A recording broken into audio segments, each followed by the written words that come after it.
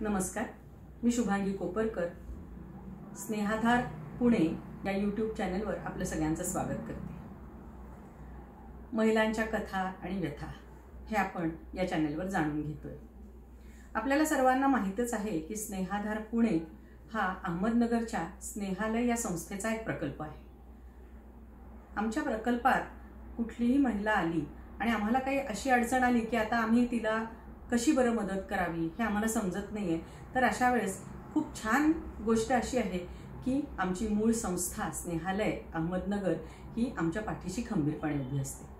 स्नेहालयचं तत्वच असं आहे की जरी खूप वेगवेगळ्या प्रकारचे प्रकल्प कार्यरत असले तरी ह्या सर्व प्रकल्पांचं आपापसात खूप समन्वयाचं असं नातं आहे। एका प्रकल्पातल्या कुठल्याही अडचणीत दुसऱ्या प्रकल्पातली माणसं, तिथले कार्यकर्ते हे मदतीला तत्पर असतात। तर अशीच एक कथा मी आज तुम्हाला सांगते आहे की ज्या वेळेला स्नेहाधार पुणे या प्रकल्पाला स्नेहालयाच्या दुसऱ्या एका प्रकल्पाची खूप मोठी मदत झाली। एकदा काय झालं की माझ्या परिचयातल्या, थोड्या लांबच्या परिचयातल्या एका व्यक्तीचा मला फोन आला। आता मी स्नेहाधार या प्रकल्पात काम करते हे त्यांना माहिती होतं, म्हणूनच त्यांचा मला फोन आला होता की आमच्याकडे काम करणारी रंजना ही मुलगी काही वर्षापूर्वी काम सोडून गेली। तिला 2 लहान मुलं होती आणि नवऱ्याने दुसरीकडे कुठेतरी कर्नाटकात काम शोधलं म्हणून तो तिकडे गेला, त्यामुळे तिलाही त्याच्याबरोबर तिकडे जावं लागलं। बरीच वर्ष ही आमच्याकडे काम करत होती।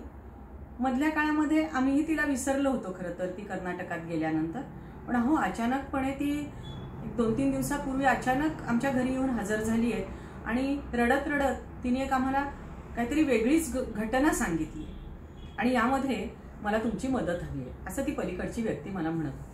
मग त्यांनी मला रंजनाची सगळी कहाणी सांगितली। कहाणी अशी होती की कर्नाटकात गेल्यानंतर या रंजनाला तिच्या नवऱ्याने खूप त्रास द्यायला सुरुवात केली म्हणा, किंवा तिचं नवऱ्याशी पटेन असं झालं म्हणून असं असावं, पण आहे त्या 2 मुलांना तिथेच सोडून ही रंजना अचानक माहेरी निघून गेली।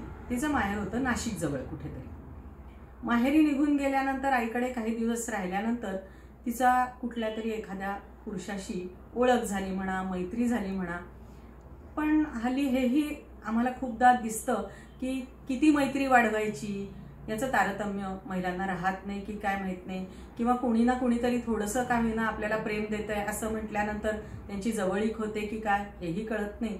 पण ह्या सगळ्या मैत्रीतून, या जवळीकीतून पुन्हा एकदा ती गर्भारशी झाली, तिला दिवस गेले। आता हे काही दिवस तिने आईपासून लपवून ठेवलं होतं, पण जेव्हा हे आईच्या लक्षात आलं तेव्हा तिची आई हादरली। ती म्हणली, अगं काय हे, तू नवऱ्याला सोडून आलेली आहेस आणि इथे आता तुला पुन्हा एकदा तू गर्भारशी आहेस हे जेव्हा लोकांना दिसेल, तू गरोदर आहेस हे जेव्हा आजूबाजूला कळेल, काय म्हणतील लोक, अजिबात माझ्या घरी राहायचं नाही, मी तुझी कुठलीही जबाबदारी घेऊ शकणार नाही। आता गंमत अशी झाली होती की जोपर्यंत हे आईला कळत नाही तोपर्यंत ही गप्प बसल्यामुळे आता हे बाळ नको असं ठरवण्याच्याही पलीकडे अवस्था गेली होती। म्हणजे आता हे बाळ होऊ नये यासाठी ती काही करू शकणार नव्हती। आता काय करायचं, कुणाच्या आधाराने आता आपण राहायचंय, या गरोदरपणात कोण आपली काळजी घेणार आहे, होणाऱ्या बाळाचं पालकत्व आता कोण घेणार आहे, रंजनाला काहीही माहिती नव्हतं। आणि ह्या सगळ्या उद्विग्न मनस्थितीत आता कोणीतरी आपल्या ओळखीचा आपल्याला आधार देईल का हे शोधत ती पुण्याला आली। आणि ज्या या व्यक्तीचा मला फोन आला होता, ज्यांच्याकडे ती पूर्वी कामाला होती, त्यांच्याकडे घरी दत्त म्हणून उभी राहिली आणि त्यांना सगळं सांगितलं आणि म्हणली, आता तुमच्याशिवाय मला कुणाचाही आधार नाही, तुम्हीच काय ते आता मला सांभाळा, मला मदत करा, मला आधार द्या असं म्हणून ती अक्षरशः त्यांचे पाय धरून त्या ठिकाणी बसून राहिली। मला त्या व्यक्तीने सांगितलं की अहो आम्हाला तिच्याबद्दल खूप प्रेम आहे, तिने आमच्याकडे खूप छान काम केलेलं आहे, खरोखरीच ती कुठली दुसऱ्या कुठल्याही प्रकाराने वाईट मुलगी नाहीये, पण आता तिच्या आयुष्यात असं घडलंय, तिच्या चुकीमुळे का होईना पण घडलंय, आम्हाला तिला मदत करावी, तिला सपोर्ट द्यावा असं खूप वाटतं, पण आमच्या घरातली परिस्थिती बघता तिचं काही आम्ही बाळंतपण वगैरे करू शकू आणि परत त्या होणाऱ्या मुलाला काहीतरी आम्ही आधार देऊ शकू ही मात्र काही आम्हाला शक्यता वाटत नाही। एखादी आपल्याकडे आलेल्या आपल्या ओळखीच्या गरीब गरजू महिलेला काही आर्थिक मदत करणं किंवा तिला घरातच परत काम देणं हे आपल्याला शक्य असतं, पण आत्ताची परिस्थिती विचित्र आहे। आता काय करायचं, तुम्ही काही मदत करू शकाल का, तुमच्या स्नेहाधार प्रकल्पात तिला काही तुम्ही आधार देऊ शकाल का आणि पुढे काही तिला मदत करू शकाल का। मी पण विचार केला की काहीतरी तर आपल्याला करायलाच पाहिजे। स्नेहाधार पुणे प्रकल्पात तिला आणून तिच्या बाळणपणाची वगैरे सोय करणं आम्हाला शक्य नव्हतं. तशा प्रकारची व्यवस्था आमच्याकडे नाही आहे. मग अर्थातच आठवण कुठली आली तर आमच्या मूळ संस्थेची, स्नेहालयाची. स्नेहालयाचा जो स्नेहांकुर हा प्रकल्प आहे, बेवारस बाळांना, टाकून दिलेल्या बाळांना सांभाळणारा जो प्रकल्प आहे, त्या प्रकल्पाचंच अजून एक उद्दिष्ट असं आहे की ज्या महिलेला हे बाळ सांभाळण्याची क्षमता नाही म्हणून ती सोडून देणार असते, त्या महिलेला सर्वतोपरी मदत करायची. ते बाळ सुखरूपपणे व्हावं म्हणून, तिचं बाळणपण सुखरूप व्हावं म्हणून आणि तिचं पुनर्वसन व्हावं म्हणून.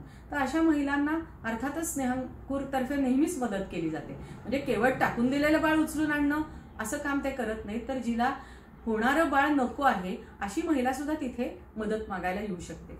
तर मी ह्या स्नेहांकुर प्रकल्पाचे जे बाळासाहेब वारुळे म्हणून आमचे प्रकल्प प्रमुख आहेत त्यांना तातडीने फोन लावला आणि म्हटलं, बाळासाहेब, आपण अशी अशी ही महिला आहे, तिच्यावर अशी अशी वेळ आलेली आहे, आपण काय करू शकतो? स्नेहालयाचा हाडाचा कार्यकर्ता ह्याच्यात काय म्हणेल?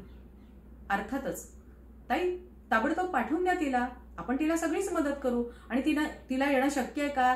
तिला कोणी आणून सोडून शकणार आहे का? नाही तर मी गाडी पाठवू का? मी अक्षरशः म्हणजे आम्ही स्नेहालयाचंच काम करतो, पण तरी सुद्धा ह्या कार्यकर्त्यांपर्यंतची करुणा अजून आमच्यामध्ये आली नाहीये की काय, असं काही वेळा मला वाटतं. इतकं आत्मीयतेने त्यांनी की आपल्याच एखाद्या बहिणीवर वेळ आली असेल तर आपण कसं करू, की मी गाडी पाठवू का, मी स्वतः तिला घ्यायला येऊ का? म्हटलं, नाही बाळासाहेब, एवढं करायची आवश्यकता नाही. ज्यांच्या घरची ती काम करणारी मुलगी आहे ते स्वतः ती जबाबदारी घ्यायला तयार आहेत. आणि त्यानुसार मी त्यांना सांगितलं की स्नेहांकुरला तिची व्यवस्था होऊ शकेल आणि त्या कुटुंबांनी तिला सुखरूपपणे स्नेहांकुरपर्यंत, अहमदनगरला जो आमचा स्नेहांकुर हा प्रकल्प आहे तिथपर्यंत गाडीने व्यवस्थित नेऊन पोचतं केलं. पुढची सगळी जबाबदारी अर्थातच स्नेहांकुरची होती. स्नेहांकुरमध्ये गेल्यानंतर तिची तपासणी जेव्हा केली तेव्हा अजून एक धक्कादायक गोष्ट अशी लक्षात आली की तिला जुळी बाळं होणार आहेत. तिच्या पोटामध्ये जुळी बाळं आहेत. म्हणजे अजून थोडी अवघड परिस्थिती आणि पुनर्वसनाच्या दृष्टीने अजून थोडी अवघड गोष्ट. आता तिचं गरोदरपण सुखरूप व्हावं म्हणून तिला सर्व प्रकारची जी काय औषधं द्यायची गरज होती, जे काय खाणं पिणं द्यायचं गरज होती, ती सगळी व्यवस्था तातडीने बाळासाहेबांनी केली. तिला डॉक्टरांना दाखवून आणलं. तिची बाळंतपणाची तारीख साधारण कधी आहे त्याचा अंदाज घेतला आणि तोपर्यंत तिचं सगळं, तिला आश्रय आणि तिचं अन्न, वस्त्र, निवारा सगळं काही त्या ठिकाणी व्यवस्थित पार पडलं. पण त्याचबरोबर आता हे जुळी बाळं होणार आहेत, त्यामुळे बाळंतपण सुद्धा थोडंसं अवघड असू शकेल याची अर्थातच डॉक्टरांनी कल्पना दिली होती. त्यानुसार योग्य व्यवस्था करून योग्य त्या तारखेला तिला दवाखान्यात आपल्याला दाखल करता येऊ शकेल ना, हे सगळं ज्याला नियोजन म्हणतात ते सुद्धा स्नेहांकुर प्रकल्पातर्फे अगदी व्यवस्थित झालेलं होतं. अशी वेळ आली की जेव्हा प्रत्यक्ष बाळंतपण होणार आहे त्यावेळी खूपच जास्ती अवघड परिस्थिती निर्माण झाली, ज्याला क्रिटिकल म्हणता येईल अशी परिस्थिती निर्माण झाली. पण अर्थातच स्नेहालय संस्थेला जोडले गेलेले इतके कुशल डॉक्टर्सची टीम आमच्याजवळ आहे की त्या डॉक्टरांनी अत्यंत कौशल्याने तिची ती अवघड अशी डिलिव्हरी, जे बाळंतपण होतं ते सुखरूपपणे पार पाडलं आणि तिने 2 जुळ्या मुलींना जन्म दिला. आता पुढचा प्रश्न होता की ही रंजना ह्या जुळ्या मुलींना घेऊन कुठे जाणार आहे, त्यांचं पुढे काय करणार आहे. पण स्नेहांकुर हा प्रकल्पच तर अशा बाळांसाठी आहे. त्यामुळे ह्या मधल्या काळामध्ये तिचं उत्तम समुपदेशन केलं गेलं होतं की ह्या बाळांना तू नक्की वाढवू शकणार आहेस का, तुला होणाऱ्या बाळांना, का त्यांचं काही तुला इतर कुठे व्यवस्था करायची आहे, तू जर त्यांना सांभाळू शकणार नसशील तर इथनं घेऊन जाऊ नकोस, कारण नंतर तू कुठेतरी सोडून देशील आणि त्या निष्पाप जीवांचे हाल होतील. तर हे समुपदेशन इतके छान पद्धतीने झालं होतं की त्या मुली झाल्यानंतर रंजनाने त्यांना सांगितलं, नाही माझ्या मनाची पूर्णपणे तयारी झालेली आहे, माझी नक्कीच क्षमता नाही आहे ह्या मुलींना पुढे वाढवण्याची, त्यांचं पालनपोषण करण्याची, आणि ती जबाबदारी मी घेऊ शकत नाही. एक तर माझी क्षमता नाही, दुसरं म्हणजे ज्या प्रकारच्या संबंधातून या मुलींना मी जन्म दिलाय ते सुद्धा मी समाजासमोर आणू शकत नाही, त्या दृष्टीने सुद्धा माझी परिस्थिती खूप अवघड आहे. तर कृपा करून माझ्या या 2 मुलींना तुम्ही सांभाळा. आता यावेळेस पुढच्या सगळ्या कायदेशीर प्रक्रिया पूर्ण करायला लागतात. त्या सगळ्या प्रक्रियांची तिला कल्पना दिली. ती ज्यांच्यातर्फे आली होती त्या कुटुंबाला त्या गोष्टींची कल्पना दिली आणि अत्यंत योग्य पद्धतीने आणि कायदेशीर मार्गाने त्या 2 मुलींचं एक ज्याला परित्याग असं म्हणतात, तो परित्याग रंजनाने केला आणि स्नेहांकुरच्या हवाली त्या 2 मुली केल्या. तोपर्यंत तिची पण तब्येत बाळणपणानंतर व्यवस्थित सुधारल्यानंतर, बाळणपणानंतरची जी काळजी घ्यायची असते ती घेतल्यानंतर स्नेहांकुरनी सांगितलं की आता तुला जिथे कुठे जायचं असेल तिथे तू जाऊ शकतेस. तुझ्या मुली आमच्याकडे सुखरूप आहेत, त्यांना आम्ही व्यवस्थित वाढवू, त्यांचं पालनपोषण करू आणि शक्यतोवर त्यांना अतिशय चांगले आईवडील या दत्तक विधान प्रक्रियेतनं मिळवून देऊ आणि त्या खूप उत्तम जीवन जगतील याची आम्ही तुला खात्री देतो.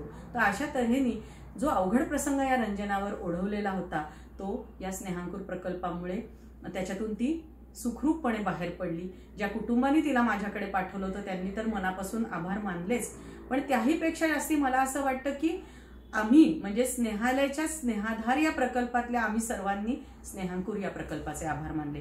खरं म्हटलं तर ही आता लाभार्थीनी स्नेहाधार प्रकल्पाची म्हणायची का हा प्रश्नच आहे, कारण पुणे स्नेहाधार प्रकल्पाच्या ना ती शेल्टर होममध्ये आली होती, ना तिचं आम्ही ऑफिसमध्ये कुठेतरी बोलवून समुपदेशन केलं होतं, काहीच केलं नव्हतं.